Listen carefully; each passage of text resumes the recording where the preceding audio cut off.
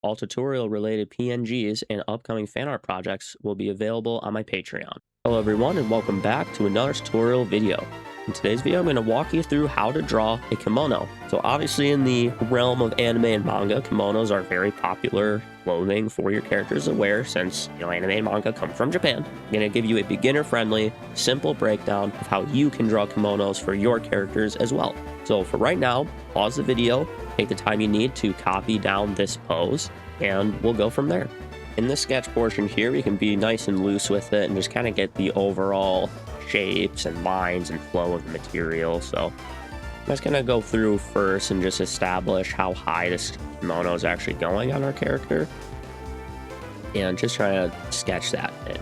So in this style of dress, they'll have sort of a nice thick sort of, I don't know what you necessarily call it. I don't think it's a seam. Well, actually, it might be a seam. So maybe I should have done some research into this, but I know what they look like. Okay, so just trust me. I can't explain to you the technical terms here, but basically we'll call this a seam. So we can go through and add our outer seams here. And the kimono basically just wraps around itself. So this is a separate sort of shape here. So just imagine you've got essentially like a towel wrap. So I'm just going to add one, kind of follow the shape of her bubbas here, kind of round it over them.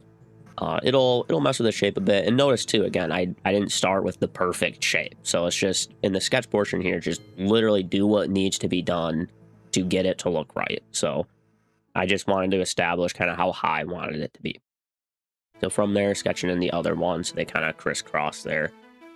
And, with kimonos, they have many, many layers beneath them, so that those top lines on the actual, collar area there, it looks quite messy, but that's because I'm sketching in 2 different layers beneath it. So just have at least 3 lines there to kind of help establish that. Then I'll come in here. A lot of them have this sort of wrap there in the center to kind of give that hourglass figure. So I'm going in and sketching that wrap. And then I'm going to have mine tied off with like a little bow and giving it these kind of like, puffy tufts here at the bottom of the strings for it. So just kind of sketch that in underneath like so. And the little drawstrings here.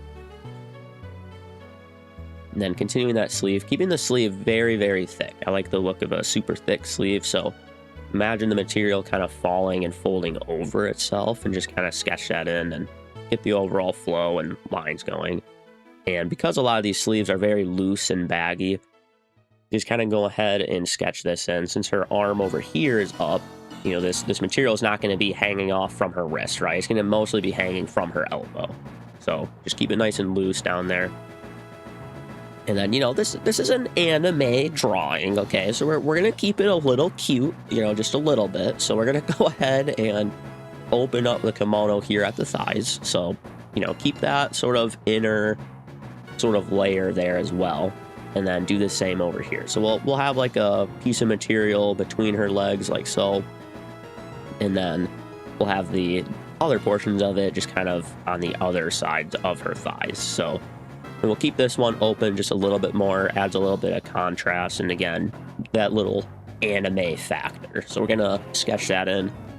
And now I'm going back to the sleeve and really, reinforcing that this is a super loose, baggy material hanging off from her elbow. So go ahead and sketch it like so.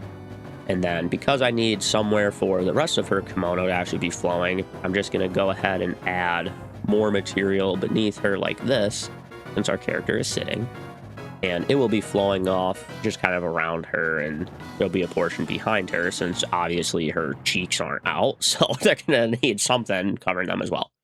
All right, here's the completed sketch.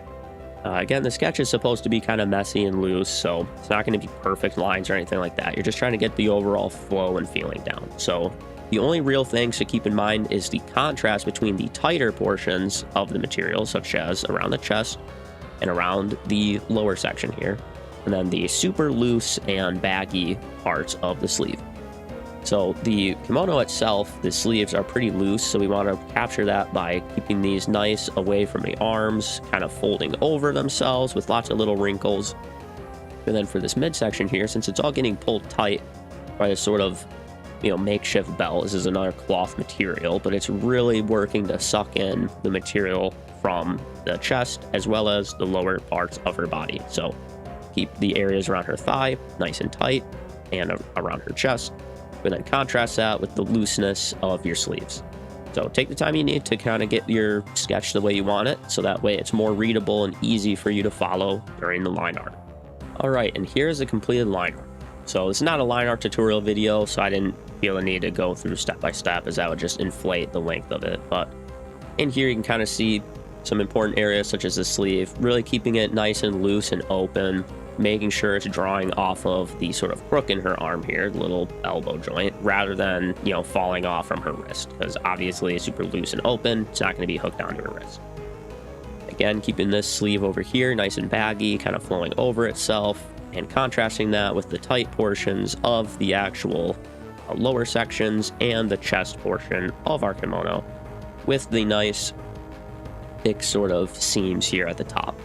And now you can kind of see further established that the kimono has many layers beneath of it. So take the time you need, kind of copy this down and make sure your line art is the way you want it, and we will move on to the base colors.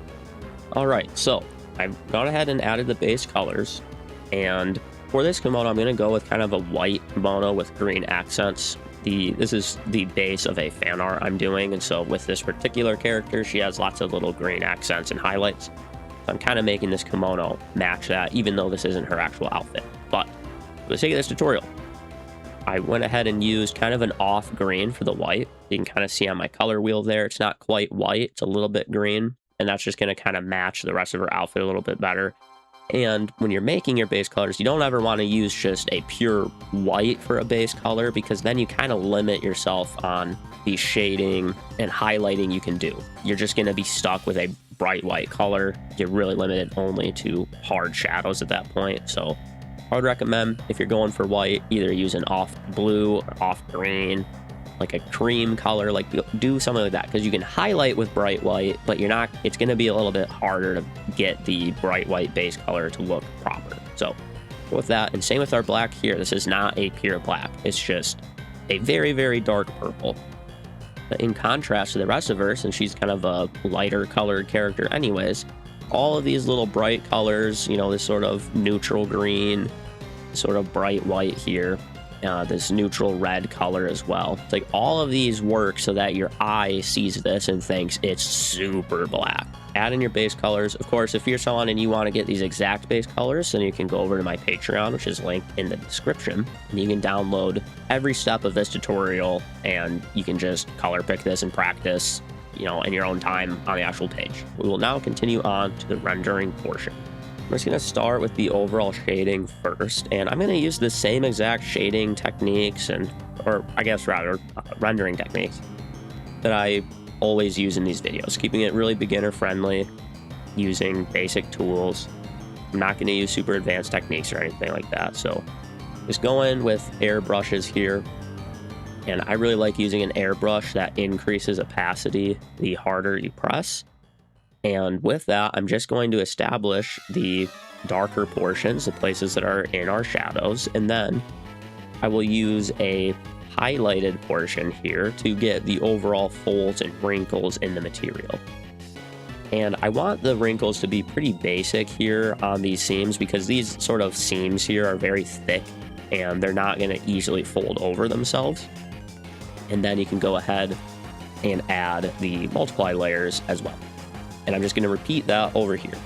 So just the exact same techniques and methods, just kind of darken these little portions in the pit and where the material's kind of folded over, brighten up these little areas here, and add in our little wrinkles.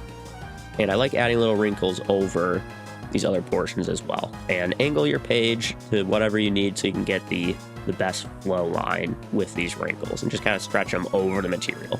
Make sure that they're curving with the body beneath it though, so that way it kind of makes sense.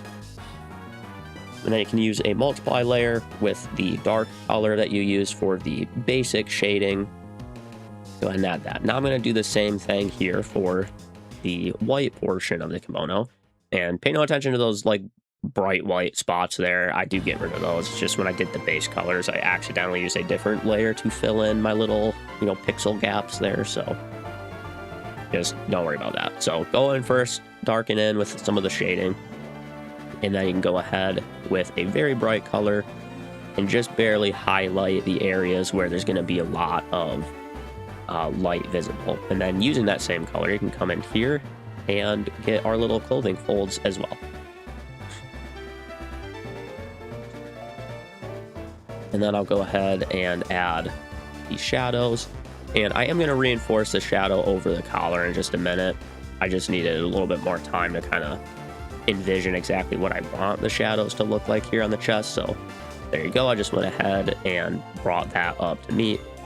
And then I'll do the same over here on this other white portion. Just right where the light is going to really struggle to reach.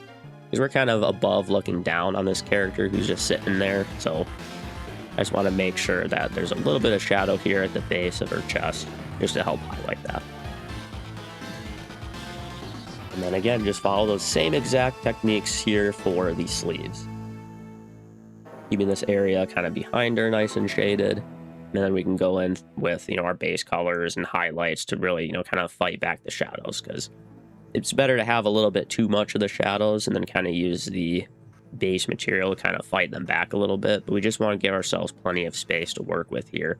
So we can help establish where the clothing material is kind of folding over itself and where it's going to be hidden behind our character. So adding in the little darker portions here to all of our little folds and wrinkles. Then I'll go ahead and do the same thing to the other side here. Of course, keeping that inside portion on the left completely shaded. And still go ahead and add a little bit of highlight here for the wrinkles down at the base here. You don't want to make them too overly bright, but the material is still folded over, and so it's going to have just a slightly different look about it, because it's mostly going to be casting darker shadows behind it. So that's why it's going to visually appear a little bit lighter. And then back on the other arm, just adding a little bit of a highlight color here, just making sure that these folds are a little bit highlighted and give it a nice bright color. And then go in with a multiply layer and add the areas that are, your hard shadows, areas where almost no light is really reaching, and just really darken those up. And again, doing the same thing as well for some of these folds that are, pretty exaggerated and dark. So any little, notches and stuff like that, you can go ahead and add that. Now just working in between the thighs here.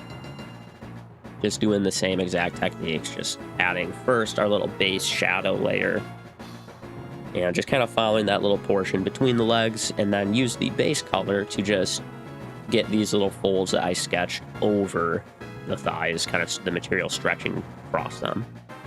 And then do the same for the little wrinkles, kind of where everything's all bunched up there in the middle. And then I'm adding little wrinkles right beneath this little thing here. And then now you can go in with the multiply layers and add that right where the light is really going to struggle to reach. And I like adding just a little bit too, right underneath these drawstrings. Now we'll go into this little, belt portion here. It's not really a belt, it's another thick piece of cloth, but this is used to accentuate that sort of, hourglass figure. And we just want to go ahead and make sure that the shadow cast from her chest is visible on this. So just adding that, and then go ahead and soften it up, add in a little bit of a highlight here for where the light's actually going to reach. And this will also serve as the sort of wrinkle portion as well.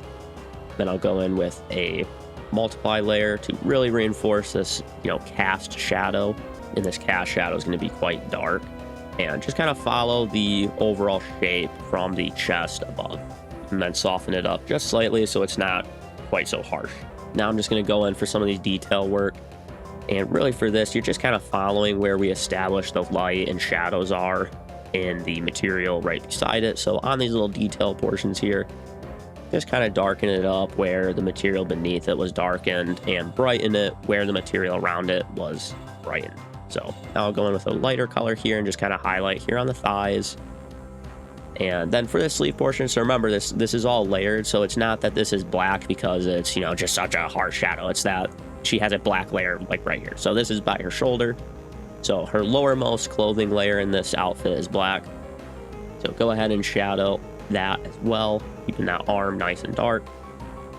And then I kind of messed up. I forgot to record the beginning of that portion. So if you need to, kind of pause and get that. It's literally using the same exact techniques that I would use on rendering hair. And I have plenty of videos teaching you how to do that. So you can go and watch those. But yeah, just kind of scratch that in to get that like kind of tuft look. And for the string itself, just again, follow the established shadows and bright spots that we got on the other material around it, and just kind of copy that. So use a multiply layer, keep them nice and dark. I'm going to add a little bit of hard shadows as well to the little, tufts down here.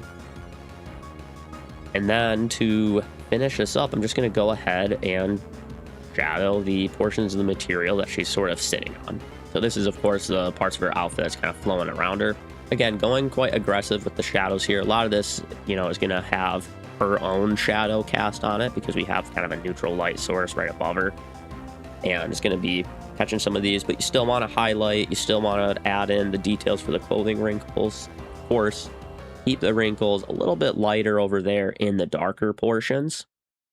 Just, again, to get that detail there, they're just casting the shadows behind them. So we still want these to be just ever so slightly brighter than the material around it. And that'll kind of help that wrinkle effect. And I'm just going to go ahead and do that on all of them. So then once you're done with getting the wrinkles, now you can go ahead and add the hard sort of cast shadows. So go ahead and add just a little bit here under her thigh. And again, I'm going to keep this tutorial pretty beginner friendly. So I'm not going to use advanced lighting techniques. So just use a multiply layer and go ahead and grab the, sort of darker portions of the material to kind of get this same color. Go ahead and sketch all that in. All right, so here's the completed render. In this, you can kind of see now what all the little techniques and tricks we did to kind of get this overall feel. We've got some of our darker sections here on the kimono itself with a little bit of wrinkles here, even on the very thick collar, just to kind of give it that material sort of cloth look. And making sure we have some nice cast shadows since we have a neutral light source just kind of above her looking down. Keeping areas like the arm a little bit darker here on this inside just because it's kind of behind her body, as well as adding in some shadows on the actual material she's kind of sitting on because they're getting cast over. But again, making sure that there's still little wrinkles and folds so that you can tell it's just an actual colored material. Even areas like this, just kind of follow the shadows to kind of highlight these. You see now kind of more in detail. I just use the same methods on these little guys for these tufts that I would on the character's hair. Really, I like to keep it pretty simple, especially for these beginner tutorials. But that is going to do it for now. Hopefully you found this one helpful, and please give me feedback in the comments. I'm trying to find good ways to make tutorial videos of this nature that aren't so long that nobody wants to watch them. With that, hopefully you found this helpful, and I look forward to seeing you in the next one.